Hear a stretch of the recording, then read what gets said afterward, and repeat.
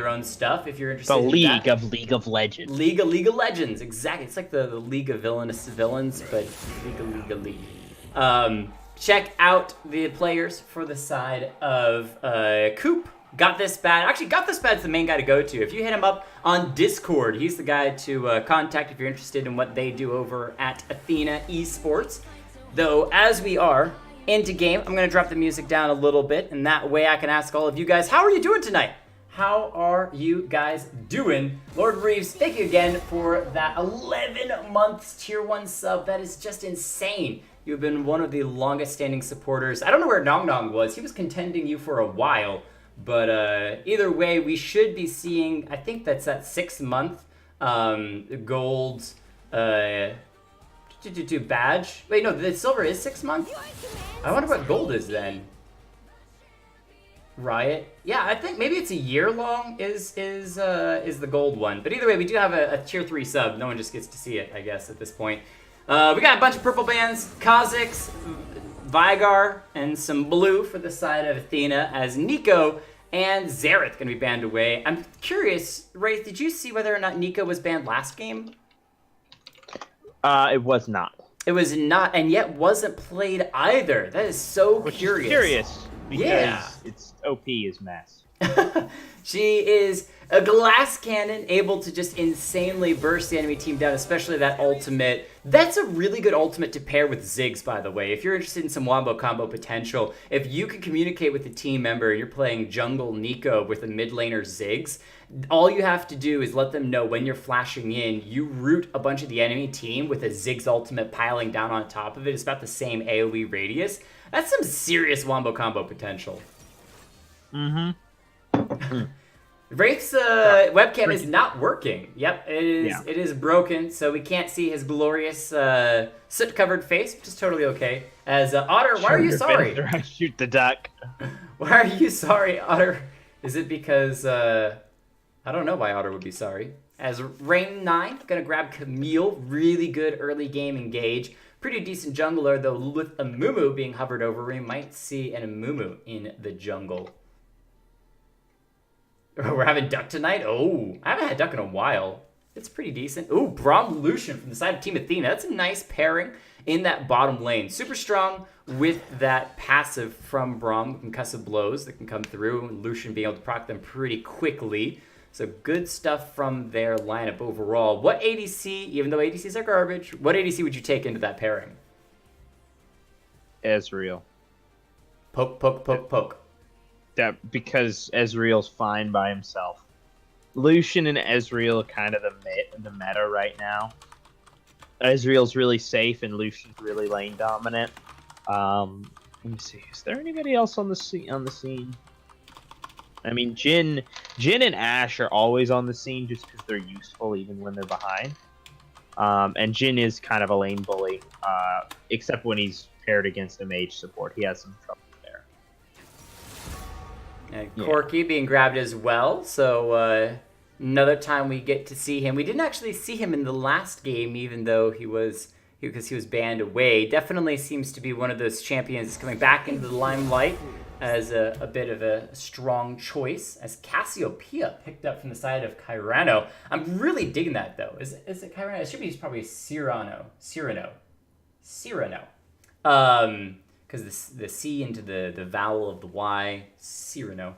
Cassiopeia, one of those really strong champions when you can get those spam of spells down, Twin Fangs just being thrown out left and right. Curious as to whether they're going to go that Electrocute route for the early burst or Dark Harvest and try to stack up over the course of the game. Yeah, on Corki? No, on Cassiopeia. For because we saw Cassiopeia. Cassiopeia with Electrocute, because she would just throw out 3 quick Twin Fangs, and or even really 2, and you could proc that Electrocute for some quick early burst damage. But we've also seen Cassiopeias take Dark Harvest and try to stack that up over the course of the game to have some really strong damage late game. So I'm interested in seeing which runes Hai Wang decides to pick up. Yeah, after the Dark Harvest nerfs, it's not nearly as effective. So I do think that that Electrocute's probably the way to go there. The old go-to though was Summonary, which was pretty good. However, what with stat-based bonus is no longer tied to the tree in which you're taking, which is another thing that I really, really like that Riot changed in the early game, untethering those stat-based bonuses to where you can really take anything you want in the rune page now. I think it's a vast improvement. A lot more flexible, a lot more options. The one interesting thing about that was that if you take hard tank, it's not quite as effective. It's actually better to kind of balance a tiny bit of damage with your tankiness to be able to get truly maximum effects from those stats. I have yet to play with an AD or AP Leona, but I'm really considering trying to go a tank Leona with a touch of AD to add in a little bit extra damage when it comes to those fights, as Alohi grabs Maokai. That I'm pretty excited about. He's one of those champions that's kind of been secret OP for a while. He's got really good engage. He's super tanky. And into a Gragas, who's going to be coming out with all sorts of AP damage. That spell or magic resist based champion of Maokai could be really good impact for Cyrano, as the Kled, the last pick from Athena. I kind of like that. Yeah. Kled, let's see, who's the opposite? Kled definitely has the advantage against Maokai. Maokai, after the nerf, really struggles against really aggressive stuff. He used to be the go-to right there. Hold on, I'm reading chat real quick. Lots of chat going down. I do, though, I was going to say, talk about Kled for the side of Team Athena. I like it because besides the Gragas, they don't have a heck of a lot of engage, and Kled makes a really strong front line with that charge ultimate, setting up for Corki coming in with a package or Gragas ult being used to kind of separate the team so they can pick people off. Lucian being able to weave those relentless pursuits in and out of the fight to get that damage down. So I think that overall we're going to see a little bit more standard gameplay than last time, which was all damage, no tanks, bloody fights everywhere, which meant heavier snowballing. Whereas this time around, when you've got the front line of a Kled or a Maokai, you gotta pick and choose your fights a little bit wiser than just blindly running in trying to kill the enemy before they kill you. Yeah. Oh, here's something interesting. There is a Caitlyn build that's been going around that I really, or rune setup rather, that I really kind of like. Rather than taking fleet footwork, they've been taking Grasp of the Undying. Yes, I've actually heard about that. Yeah, so that allows them to go with the main tier tree of the defensive, the green one, which allows her to take Demolish. So the point of the whole thing is, of course, you can stack it. Yeah. Reeves is dead. Ladies and gentlemen, we're just gonna set it there. It's done, just over. That's it. Wraith lives in the shop for the last 2.5 months. Wraith has been super busy, guys. Give him a little bit of a break. He is finishing up school. He actually can have a life now. Before we get too much further, though, berating Wraith about his non-existence, let's go ahead and go through the players for Team Cyrano, or Cyrano, or Cyrano, or Cyrano, or however else I say it over the course of the game. We've got Rain 9 taking the Maokai in the top lane. Oh my gosh, I'm just kill myself right now. Kairazaru taking Kairazaru Hebe with the Camille in the jungle. Huang taking the Cassiopeia in the mid lane. Pika taking the Caitlyn in the AD carry role, and Alohi with the Tom in the bottom lane supportive role. And for Team Athena, we've got Ku on Kled in the top lane. We've got This Bad on Gragas in the jungle. Stanley Yelnats 7 on Corki in the mid lane. Swig High on Lucian in the bottom lane ADC role. And Fire Streaks rounding it out with Braum in the bottom lane supportive role. Let's see. Based on these compositions, who do you think is going to win? I definitely like the side of Athena, but I really think that Cyrano has a great opportunity to take the game. And that's because they've got that nice combination of mobility when it comes to the Camille and the Tahm Kench, something that seems to be more and more prevalent when it comes to trying to snowball games, as well as the strong engage from the Maokai, his ultimate that can really kind of cancel a lot of the damage from the side of Athena, as well as being able to pick and choose what fights they want. They have not necessarily the best pick composition with the Camille stun and the Cassiopeia stun, but they can still use that in a skirmishing way if they want to. And so I think that if they play smart and they play safe, they can pick and choose the fights that really matter to them, and they have a better chance. Whereas for the side of Athena, if you got a Gragas or a Lucian or a Kled that is diving into the enemy team, they're committed. They have to go. It's in or nothing. And Cyrano can choose whether to take the fight or choose to just Cassiopeia ult and back away, or Tahm Kench, grab an ally and run away. Yeah, the thing, you do have a good point there with the commit. I'm interested to see how this Corki package is going to be used. I've seen Corkis use package to their own detriment on a number of occasions. However, this will be interesting in combination with the Kled ultimate. He can run in really quick and drop one using it diagonally across their team, so he ends up putting himself in a defensive position rather than having to blow his escape tool afterward. However, the Wombo combo out of both teams is pretty impressive. Camille ultimate to hold someone in place for Maokai ultimate, Cassiopeia ult, and the collapse potential is really strong, especially with the Tahm Kench in the picture. However, the team fight out of the other side, red side, I can't Athena. remember the name at the moment. Athena, yeah, thank you. Kled, always an interesting team fighting presence to have, as he can bring the whole squad in really. Braum, excellent for poke and has incredible synergy with Lucian, especially with auto attack based champions. Braum tagging his concussive blows onto multiple members. You have Kled, who wants to auto attack Lucian, who auto attacks really fast, and Corki, who's also an auto attacker. So Braum, an incredibly high value pick in this particular composition. The only one who's not really auto attacking a ton is going to be that Gragas. And it is Predator Gragas, so he's going to have a lot of gank pressure once he backs and gets his hands on some boots.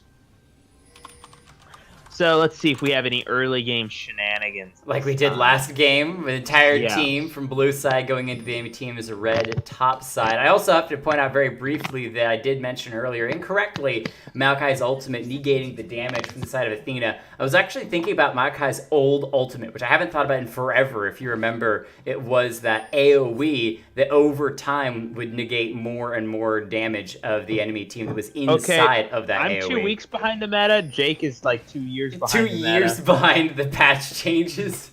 Yeah, that was pretty interesting. It wasn't until you talked about Maokai's ultimate being used with the Camille that I was like, oh, that's right, his new ultimate. He just runs through some roots everywhere. That's, I remember this. That's an actual thing. Okay. All right, so the side of Athena's got 4 members collected on this bottom side. We can go ahead and check while everyone's kind of waiting around for the game to truly get started on an Infernal Drake, starting us off, making things pretty exciting. We'll see whichever team decides to run for that first. Wouldn't be surprised if Gragas tried to pick it up. And it's going to get boosted as well, kind of like Reeves. No, but you have an extra boost to it, 3-4% in that early game. Definitely going to be in the favor of whoever decides to pick that up early game. It's also going to be a lot more difficult to take solo, though. So the blessing is not without a cost, so to speak. Yeah, I definitely... Oh, Camille, level 2. This is what we've seen so many times before. Lands the stun, forces the flash out of the Corki. They're going to keep chasing it in, though that poison taking away the flash forward for Camille. And Cassiopeia picks up first blood. Wang! Grabs it from the mid lane. Beautiful move. And again, when you see an enemy Camille, you've got to think that level 2 gank is a high priority for that team. Definitely. And that early game, all blowing the summoner, incredibly important right there. And the timing of that gank is absolutely amazing. Rain, hold on, going all in on the Kled, getting that level 2 advantage and forcing out the little lizard. Yeah, Well done right Scarl there. being knocked away. He should be able to come back. It's not going to take too much time to build up the courage. And I like that Rain was kind of passively just knocking it off, not really concerned about going for the kill. Instead, using his just early game pressure when he still has mana to kind of shove that Kled, make it more difficult for him to pick up that farm. Something that Maokai is going to be pretty happy about for that top lane. Also, Mystic, I know that we haven't seen any of these players. Very quickly, I wanted to mention, I have seen Stanley Yelnats before, got this bad a couple times as well, but I'm pretty excited about new players coming and playing on the stream. Like, we just get to see what they can do. We get to see some new playing styles, and it's really cool when we get to just get some fresh blood in the stream. Yeah, definitely. It's as much fun as it is having all you guys who are time core players on here. We kind of know your play style. We know the strong points and the weak points. And there all allows things to get a little bit mixed up, and it's very exciting. As we see the junglers fighting it out, red buff was able to be stolen away by the Camille, unless that's her own red buff, as Gragas, actually want to check on that really quick. Okay, Gragas also has his red, so the assumption is that Gragas was able to smite away his own red and get to safety as Maokai goes in for the root onto Coop, knocking him down a little bit more. He hasn't been able to build the courage back up just yet. He gets the shotgun, though, and that is going to get him into safety underneath the turret for the moment. Oh my gosh, Scarl comes back just in time. Coop is able to live. Brady's still trying to finish him off. One more auto attack might be able to do it. The reset doesn't matter. It's the sapling that bursts. The AoE takes down the Kled in a 1-for-1 trade on the top side. Yeah, still an assist gifted over to that Gragas, but it does give a Camille some priority to make something happen around the map. She knows he's on the top side. He could make some... Well, Corky's pushed in. There's no real gank to be had, so at this point he could at very least look to get some wards in the enemy jungle, as there's no camps that could really be reasonably counter jungled away. All in all, a very good gank from Gragas. No way he could really be punished right there with Camille back in base. And that could have gone so differently if the Kled hadn't been able to grab Scarl at the last second. I mean, he was one auto attack away from death. There's another gank from Camille in the mid lane, but nice use of that Valkyrie from Corky. Gets himself to safety. He's got no mana, though. So I have a feeling that he's going to try to go back in the near future as Kled engages in the top side. Fine. Not too interesting, as in the bottom lane we get the stun onto the Tom Kench, uses the Grey Help to avoid a turret shot as Caitlyn is just beating up Lucian from the side. He's got the crit shot as well, gets that Lucian extremely low. Swighai gonna have to play safe behind the turret for a while. Yeah, if Kate follows with a Q immediately after that trap hits, that's a kill. However, wait, Lucian is sticking around. That's definitely very bold. Probably going to try and pick up one more wave and then back. But he's tempting fate right here. Camille definitely could come down, and that's not a hard tower dive to make. Yeah. Swighai still sticking around that bottom lane, but he's down 20 farm. This is one of those times that you may want to reconsider sticking around in lane and decide, hey, you know what? I'm going to go back to the fountain, pick up an item, try to reset my health a little bit, reset the lane, because at this point, he's just going to continue to lose minions. Yeah, he's just bleeding CS at this point, taking so much harass that he's standing behind the tower. XP, he's not falling far behind in XP, but he is losing tower plates because he has no threat of an all-in right now. And he's still going to bleed out those minions. Should have just bit the bullet and went back 2 waves ago. But as it stands, Kate's probably going to get another turret plate down, and then a free back as well. And they could freely do this because they just saw Gragas on that top side. They know that he's up there. There's 0 threat on this bottom side. And they have Camille for that side of the jungle. Actually, I'd be curious to see if we could see 3-man onto the Infernal super early on into the game, because they know where Gragas ganking on that top side. Rain 9 throws out the ultimate, snaring up the members for a moment. The bear trap on a rope comes through but doesn't pull Rain 9 backwards. So he's actually pretty safe up here and happy to just go right back to farming. Yeah, and that is going to be a pretty substantial... Oh, Braum! AFK walking through the jungle. Fire Streaks is going to be chomped up by Tom Kench. Spits him out next to the wall. He actually might have been able to flash that, but instead does go down, though there is a huge likelihood he'll be able to escape from that And the blue Drake, yeah, there's a blue Drake in the game, guys. Now, if you didn't know, this what is does the it recent do? patch. Blue Drake is going to give you some mana, and just kidding, blue buff stolen away by the side of Cyrano.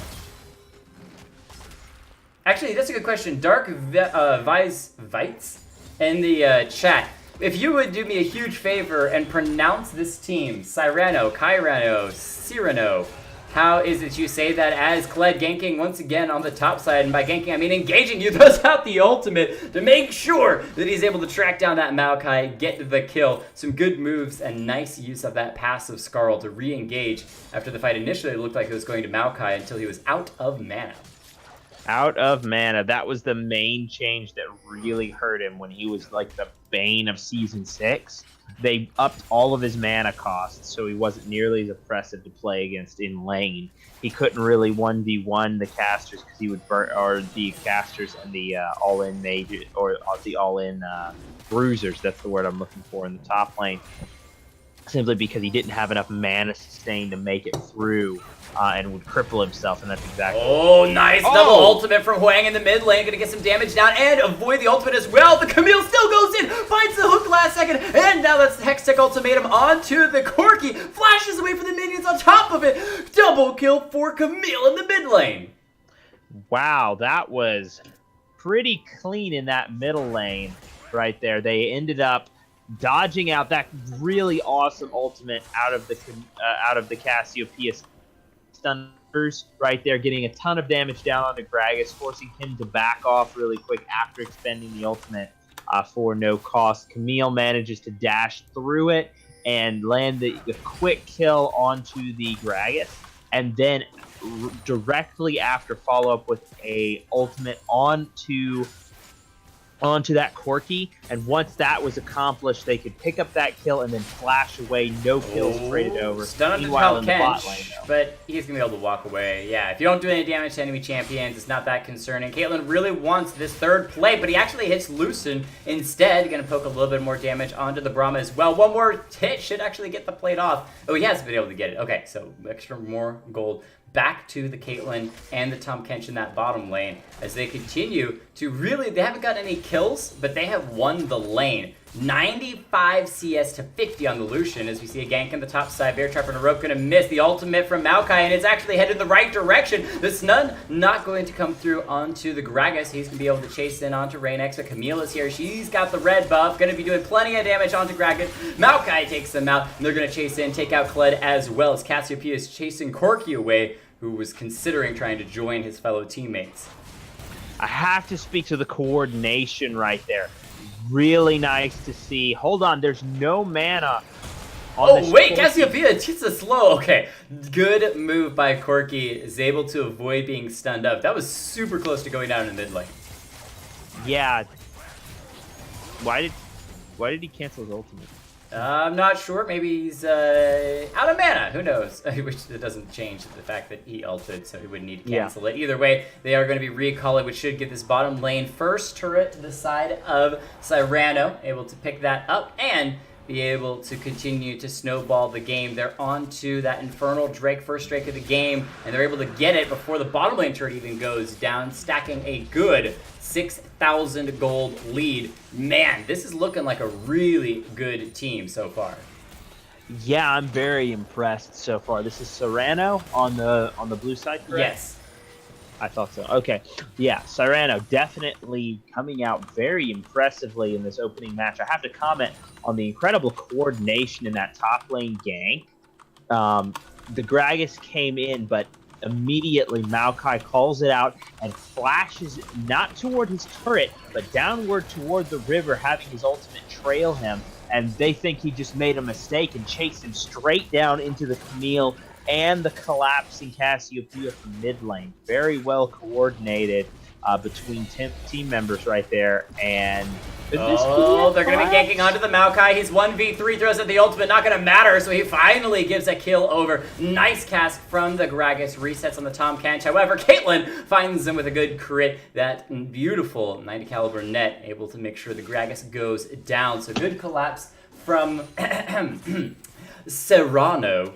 Able to be getting more kills over to them. 1-for-1 trade overall, but they're going to keep pressure on this top lane turret, take a couple more plates off of it before the 14-minute mark shows up. I have to say, this is the first time on stream I've seen someone play Caitlyn properly. When you play Kate, you're supposed to be hitting the tower. If you're not hitting the tower, you're hitting the person under the tower. Every time somebody steps forward for CS, she hits them, and when they back off, she hits the tower. Very well played, and you can see this person is incredibly experienced. Hextech ultimated from the Camille. She's still going to go down, but she was trying to set up the rest of the team to escape as Huang is super low, able to escape and get out for now, but it's 1-for-1 trade. The Corki, sorry, 2-for-1 trade. Whoa! Caitlin's got some damage, ladies and gentlemen. It's a Storm Razor said she wants to finish off the turret before turning on to Fire Streaks. Can he defend long enough? The Grey out from Tom Kent. Keep it alive for a moment. Lucian's showed up, so he's going to turn on to the Caitlyn. She's got red buff though, so she could try to kite it out. Flashes away, but Lucian flashes forward as well. The Culling going to come down. Burn, and takes one back. Shut down for the Lucian. He's 900 gold. Ton of gold, and she's still able, though, to take out that top lane turret. So overall, a decent trade for Cyrano. But man, Athena are not getting out just yet. They're still putting up a fight. Yeah, I have to say, this is the first time I've seen this happen in a game on stream. But the way Caitlyn's playing these lanes, rotating between them, this used to be a really important asset of Caitlyn's gameplay, but after the turret changes, wasn't as much of a factor.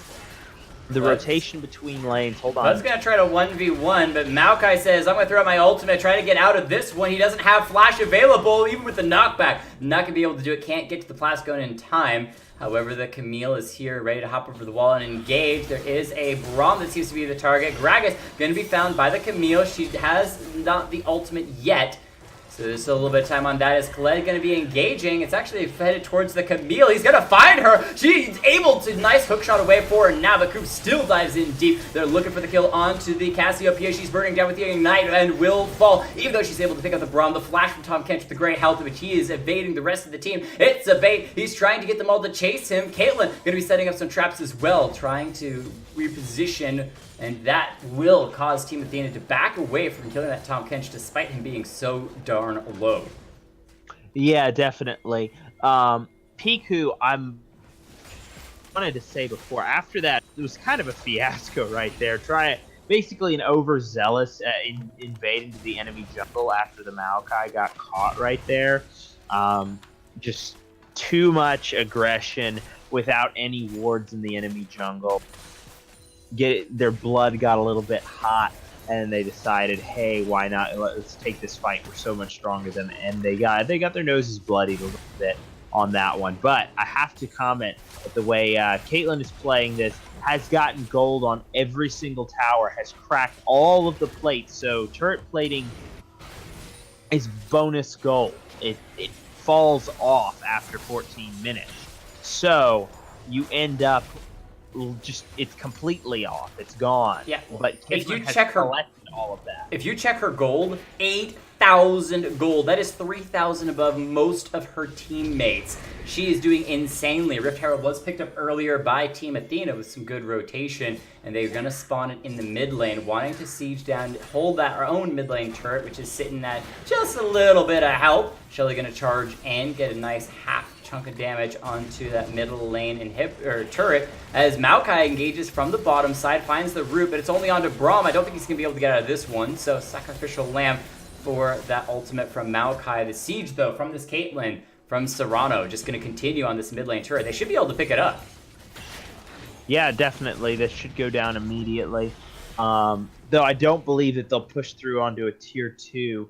The second Drake is up. It's going to be a Cloud Drake.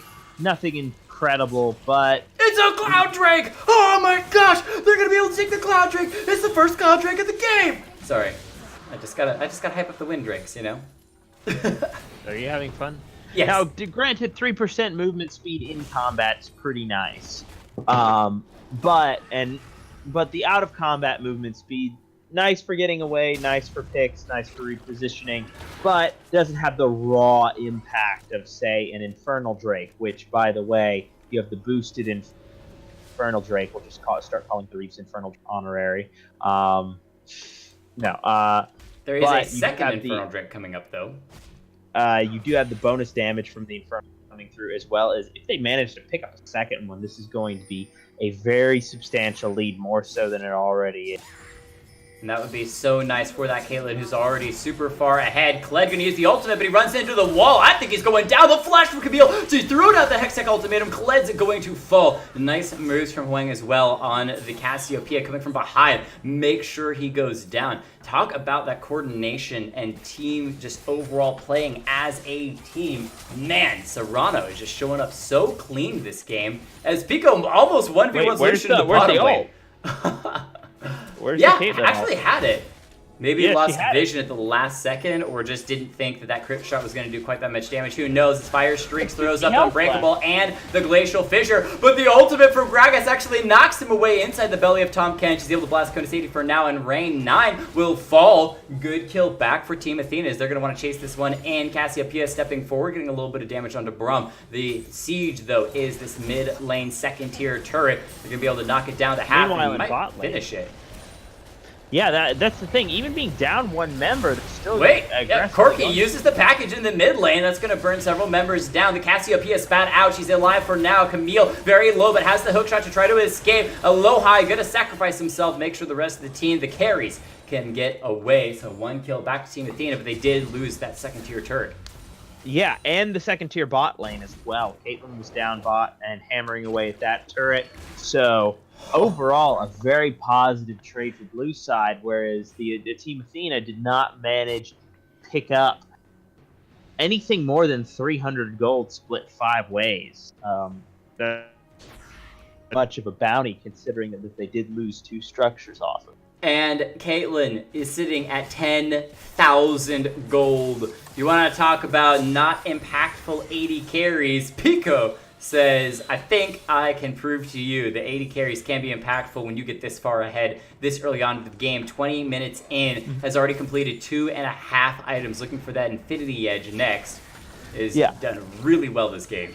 80 can be impactful, especially in this is like the perfect 80 game in this meta. You have a strong front line on really a strong front line on both sides, and no real backline threats. I mean, Gragas, if he's super far ahead, is one. I suppose Corki can be as well if you're playing him wrong. But really, there's no one to threaten the Caitlyn, so she can just sit behind her her line and free hit. Oh, Colette trying to use the ultimate to escape. Hasn't been able to do so quite yet. Ooh, ultimate ace in the hole from Caitlyn. Not going to land as Gragas body blocks it, but he's lost a chunk of health himself. The fight for the top lane second tier turret going to be given up by the side of Athena. They're going to back away to their inhibitor turret. Nice ultimate cast. Ooh, Camille tries to reset it with the Hextech ultimatum. Not going to be able to do so, though. And Stanley Yelnats picks up his own kill as Swig High going to be in trouble. He's slowed down with the ultimate from Cassiopeia. The Maokai, though, to the backside, throws out that ultimate, locking in Fire Streaks. In the meantime, Wang is still alive, is able to flash away to safety. Got this bad, going to go down, and Caitlyn is burning everyone. I believe picks up a quadra kill in that last fight. Talk about positioning, and that's a free inhibitor on the top side. Penta. They're not even going to go for it. Nope, they're going to play it safe, play it smart. This is that coordination we've been talking about. 19 kills to 11. Not a crazy high kill game, but crazy high gold game. 11,000 gold in the lead. And with that top lane inhibitor down, there's an opportunity to go for Baron in the next, either after the next fight or try to set up for a Baron B. Yeah, I would, in this situation, I would go for the Baron straight away. Just drop the wards. Make sure you get a clean Baron take. This far ahead, especially with Caitlyn, who just deals so much sustained damage now that she's this far ahead. You just drop wards all throughout the enemy jungle, try and get a clean engage on the Baron, and then pick it up, and then use it to push in those bottom lane and Speaking of pushing in, they're pushing in onto the Gragas, who tries to ult himself to be able to get out and isn't going to be doing it, as Cassiopeia picks up the Gragas and now moving in should be able to pick up the second Infernal Drake unhindered. As you're talking about vision, I wanted to comment, there was some great vision from Athena around that top jungle, but you gotta give credit to Cyrano for actually walking through the jungle, clearing it out. You can see how few wards from Athena were left after that fight on that top side. They're making sure they're pinching that vision, continuing to push in little by little, and now they're turning onto the Baron.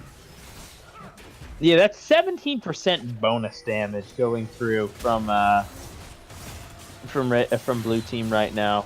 Cyrano definitely in a very strong position. Look at those crits! Oh my gosh, Pico destroys the Corki. They're trying to go for the Baron as well. It's super low, underneath 1300 health, but the enemy team Gragas is not here trying to pick it up. The double kill onto the Kled. Baron goes down. Caitlyn's still the one who picks it up. She's going to be able to get a triple onto the Lucian on top of it all. I don't know if she's going to get a pent off this one. There's still 2 members available that she could try to run down. Pika's got the double buffs and the Baron. That is everything you want on a 12-1 Caitlyn. Talk about just playing clean. Yeah, this is probably the most impressive Caitlyn display I've seen on the stream. Kate's one of my favorite champions to play, one of my favorites to watch. Probably second behind Jhin, though I'm not nearly as good at her as I am at Jhin. I should really play some League, let's be honest. I'm so rusty. Oh my gosh, Caitlyn going legendary, and she's going to be critting down the Corki as well. Camille uses the Hextech Ultimatum to just guarantee the finish on that. Fire Streak's going to fall. Everyone from the side of Athena dropping one by one. Coop on the backside. I don't know that he's going to be able to ult in or do anything useful, especially as that Caitlyn is just so much. People burning flashes because the surrender has come through as Athena sees their demise in the enemy team's eyes. And victory for Cyrano, which is quite a decent and probably one of the cleanest games of League of Legends we've seen in a really long time. Yeah, that was definitely one of the best that we've seen in quite some time. However, I really have to draw bot lane. Something it really doesn't even favor the bot lane. To do that was very impressive. Anyway, so we're just going to wait for my client real quick. All right, so for the losing team, Athena, we're going to give MVPs on mentions and shoutouts.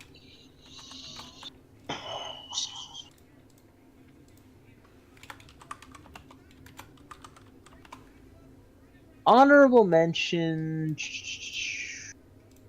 Let me check damage charts real quick. Yeah, that's actually a good point. Let's switch over to our stats sheet. Oh, that's and check out how much damage this Caitlyn actually did, plus the gold overall, 26,000 damage. But I do want to see at the end of the game, gold earned. How much gold did Caitlyn have for the rest of the team? 15,000. You could buy 2 of any of the players on the enemy teams. 2 of the enemy teams, and you barely hit 15,000. That is ridiculous. Yeah, definitely. The resources attributed there was really incredible. The way she managed to collect. Well, look at those CS numbers. That's so dumb. Anyway, I actually have to give an honorable mention to Swing High, even though he got dumpstered in lane by the Caitlyn. His damage wasn't incredible, but he did manage to keep his CS numbers really high and ended up topping the golds, the gold numbers on his team, despite the fact that he was incredibly far behind at the beginning. So he'll get the honorable mention just for not tilting. Now let's see. MVP.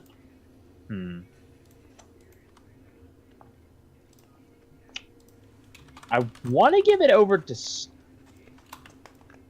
I think I'm gonna have to give it over to Coop because he did win his lane after an early mishap versus Rain.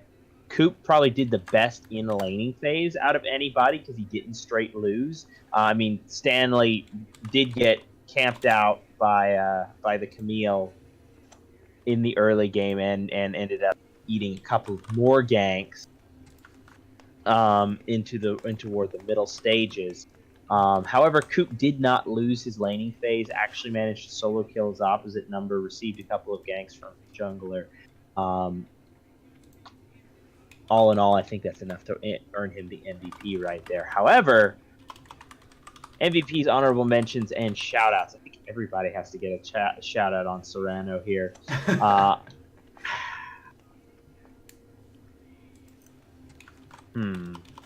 There's so many options here for honorable mention. It's between Huang and Camille right now. I would have to give it. I think Kizera Zeru. There we go. Kizera Zeru Hibi deserves the honorable mention and a shout out to Huang. Reason being that level 2 or that level 1 and 2 gank that he did toward the mid lane before Corki had access to his mobility spell, getting first blood over to the Camille. Really well done, as well as some of the ganks he ended up putting toward the top lane, and most of them ended up being toward the mid lane, so he had a major role in getting his Cassiopeia fed. Shout out to Rain as well, really navigating the early stages of the lane really well, managed to trade kills despite getting ganked.